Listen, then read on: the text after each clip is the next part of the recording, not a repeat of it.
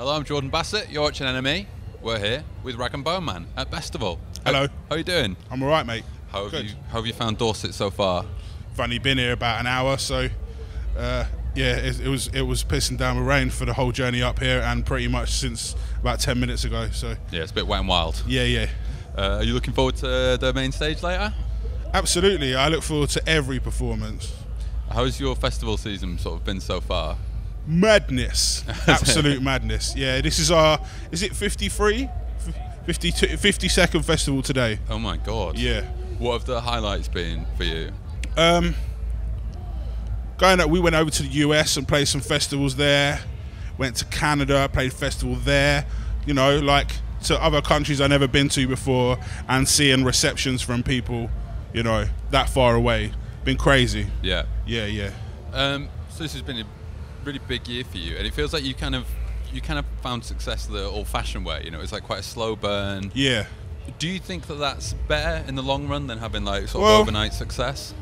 Yeah, it's funny, isn't it? Because it's nice to hear you say that, because I think a lot of people say to me in interviews or wherever I talk to people, they're like, "Oh, your success has been really quick," and I was like, "Well, it ain't." Yeah. I've been doing it for like 10 years, and you know, I guess, you know, people didn't know me when I was signed to like High Focus Records, or they didn't know me when I was putting out my own music. Yeah.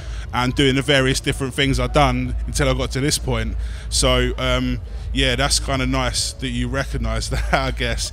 But I think it definitely gave me like a sense of like, in a non-arrogant way at all, that when I stand on a stage now at somewhere like this, or like playing at Glastonbury and stuff, I feel like I put in the work to do it. Yeah, absolutely. And you know, not that you have to spend 10 years doing it, you know, there's no rules to this stuff, but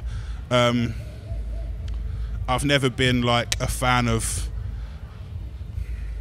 talent shows and stuff, the way that I think it sends out the wrong message to young people to say that, you know, just go on a TV show and get win yourself a record deal and you don't have to do anything else. Yeah. It's like, I feel like that's the wrong message to send to people. It feels like in the kind of zeitgeist there's a dwindling of sort of popularity for those kind of talent shows. I think people have kind of started to see through them a bit. I mean, I'm not putting down anyone's talent, because I watched a few of them and I think there's some crazy talented people in there.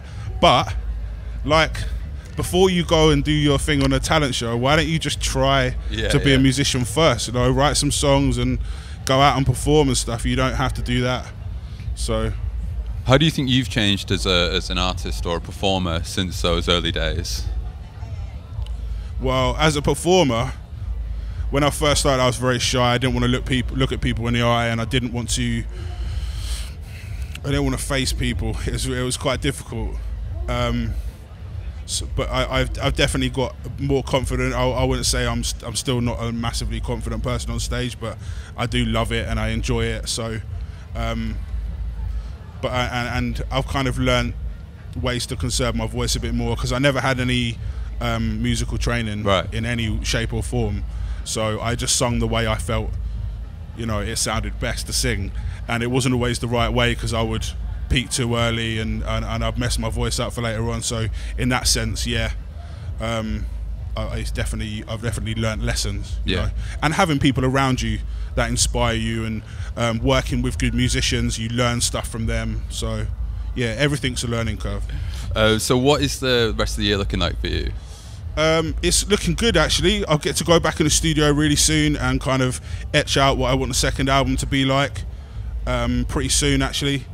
And then I'm going on tour for the best part of a month or so, and then I've got some time off for Christmas, some family time, which is really cool. Nice.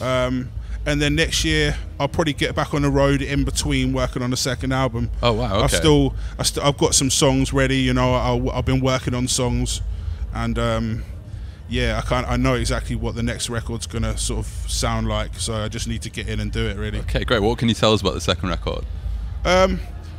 Well, I think what I really want to do is make a musical hip-hop album.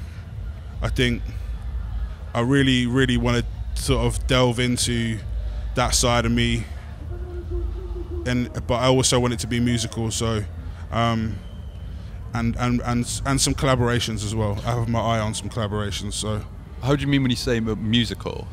I mean, I want to use. I watched this documentary last year, and I don't know if you're familiar with Organised Noise. No, I'm not. So I grew up on Outkast, and they're one of my favourite groups, and people like CeeLo and Dungeon Family, and I watched this documentary about the production team called Organised Noise, right? And just the way that they do things, and even though they were a hip hop outfit, they had an arranger on the keys, right, and they used the same bass player through everything, and I think that's really how they came up with such a distinctive sound. And I have one of the best bass players I've ever heard in my band, and my keys player is incredible at coming up with parts. So I'm like, why don't I utilize those amazing people? So that's what I mean about musical. I'm going to use those people on the album. So is there a working title at this stage? I don't know yet. Okay. All right. Well, thank you very much, Rag and Bone Man. No worries, man. We're at Bestival. See you again. Peace.